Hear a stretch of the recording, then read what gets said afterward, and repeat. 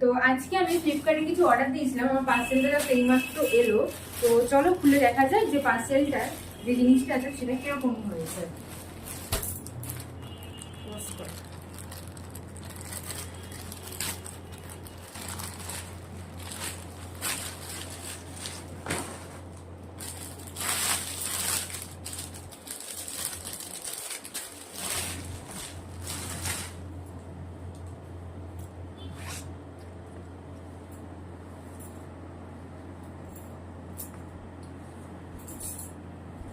তো আমি অর্ডার করেছিলাম এই রেড আনারকালিটা, যেটা আমার দেখে খুব ভালো লেগেছিল।